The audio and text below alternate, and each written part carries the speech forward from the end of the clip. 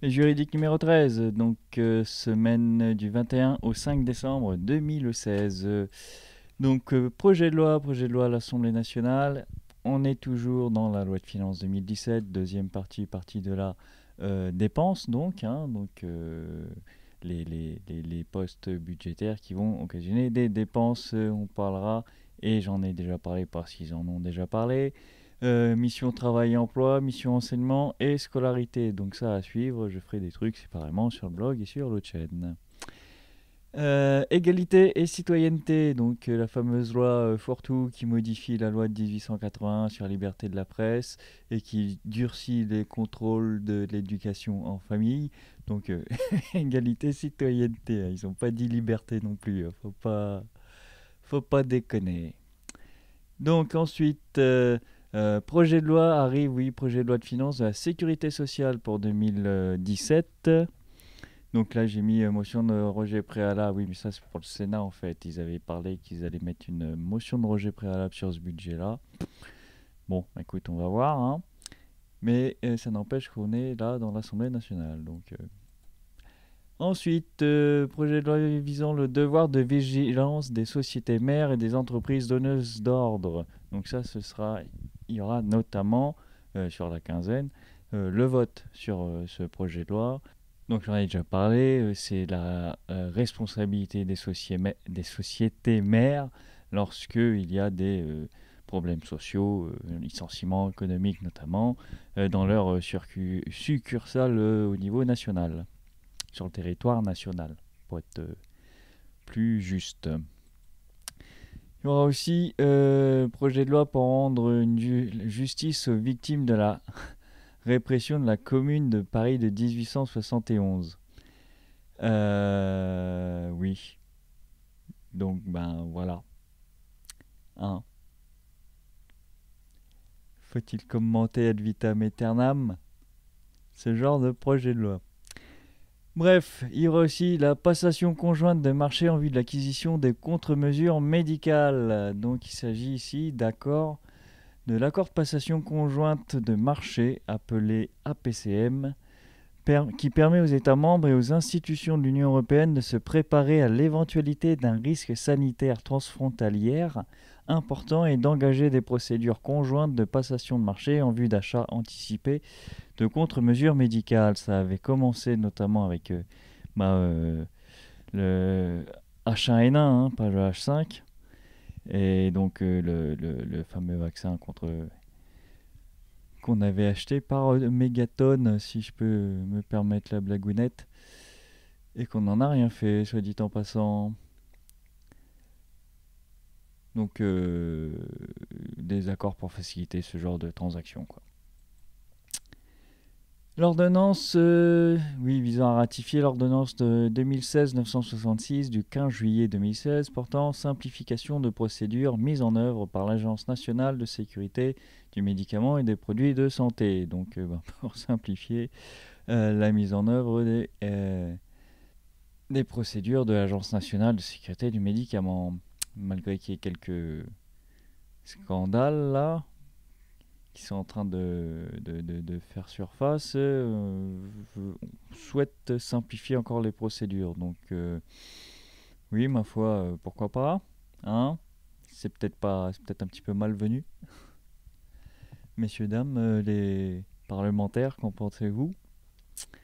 Donc, les propositions de loi maintenant, les propositions de loi à l'Assemblée nationale, il y aura la proposition de loi dite GIE qui est interdire, donc groupement d'intérêt économique, qui vise à interdire toute clause obligeant les commerces à ouvrir les dimanches et les jours fériés. Il y a eu une affaire, je sais plus c'était quoi, si le gars il voulait pas ou s'il ouvrait jour férié, parce qu'il y avait une histoire avec le mois de mai où le mec qui fermait trop et il ouvrait quand même alors que, donc je ne sais plus c'était dans quel cadre. Enfin là c'est pour interdire les ouvertures obligatoires le dimanche.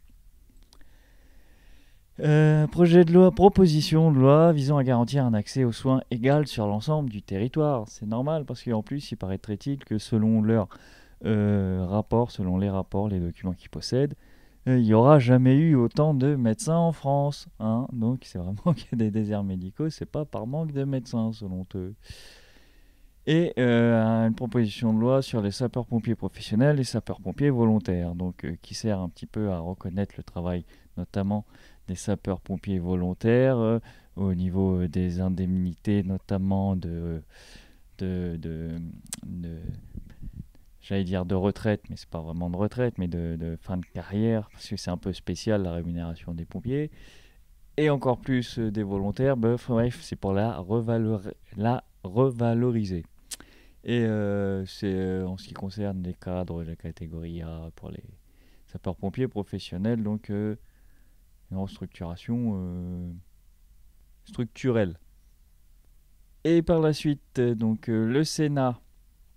Donc projet de loi au Sénat. Projet de loi au Sénat, on sera occupé encore et pour plus très longtemps maintenant. Projet de loi de financement de la sécurité sociale. Ah bah si, il vient de commencer celui-là. Il y aura notamment les auditions et des débats publics autour de l'environnement, la défense, le travail, l'emploi, hein, dont il nous avait dit qu'il souhaiterait mettre une motion de rejet préalable sur ce texte parce que le budget était visiblement bancal. Projet de loi de programmation relatif à l'égalité réelle outre-mer, donc j'en ai déjà parlé, c'est le fameux projet de loi où il voudrait que les outre-mer aient autant de capacité que la France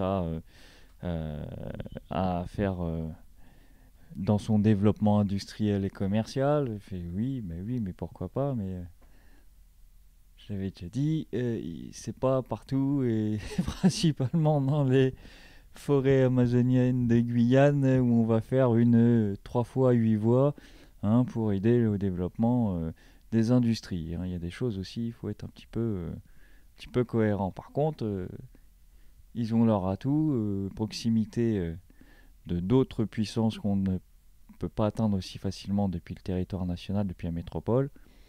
C'est peut-être autre chose, meilleure façon de voir les choses que de penser à l'égalité réelle outre-mer. Bref. Enfin bref. Ensuite, proposition de loi au Sénat, donc proposition de loi action extérieure des collectivités territoriales et la coopération des Outre-mer. C'est bizarre, c'est une proposition de loi qui, pas contrairement, mais qui, en plus de l'égalité réelle Outre-mer, comme je disais tout à l'heure, veut justement remettre les Outre-mer dans leur contexte international, leur proximité par rapport aux autres pays et les faire développer localement quelque part. Donc on dirait qu'il y a un petit peu on dirait qu'il y a un petit peu de la taquinerie, hein, du côté sénatorial vis-à-vis du gouvernement. Ensuite, comme il n'y a pas trop grand-chose d'autre, entre guillemets, j'ai relevé un petit travail en commission sur la réforme d'Europol et coopération policière européenne. C'est intéressant, ça m'intéresse, je vais essayer de suivre ça, mais sur le chaîne. À une proposition de résolution européenne sur la reconnaissance de l'enseignement supérieur comme un investissement nécessaire à l'avenir. Il faut faire une résolution européenne pour se rendre compte de ce genre de choses. C'est assez, significatif de l'époque dans laquelle on vit, où même l'enseignement supérieur ne représente plus trop grand-chose dans ce bas monde. Voilà, c'est assez misérabilis. Promulgation. Alors, au chapitre promulgation, il y en a pas mal. Est sortie la loi 2016-1547, dite de modernisation de la justice du XXIe siècle, est sortie le 18 novembre. Le 26 janvier est sortie la loi 2016-41, de modernisation du système de santé, mais là, elle a été rectifiée. Heureusement, je suis censé suivre ce genre d'événements, parce que sinon, je me demanderais bien d'où est-ce que ça sort tout ça. La loi 2016-1528 du 15 novembre 2016, donc, qui ratifie l'ordonnance rapport aux autorisations préalables. On avait parlé sur l'agence de dépistage, l'agence nationale du contrôle du dépistage, de dopage, de lutte contre le dopage, qui voyait son rayon d'action étendu par rapport à la simplification de déclaration des entreprises d'événementiel du sport. Et donc, voilà. Sorti le 15 novembre. 2016-1524 du 14 novembre 2016 sur la liberté, l'indépendance et le pluralisme des médias. donc où iTélé aurait pu faire valoir pendant sa grève.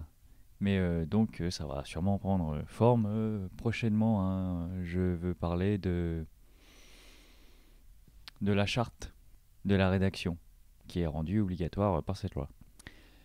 La loi 2016-1428 du 24 octobre 2016 relative au renforcement de la sécurité de l'usage des drones civils. Il faudrait jeter un œil. Bon, on en avait parlé aussi, c'est sorti. Voilà.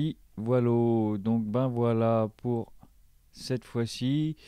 Comme d'hab, le blog, l'autre chaîne. Et puis je vous dis dans 15 jours pour une autre veille juridique. Et puis voilà, bonne quinzaine, au revoir, à bientôt.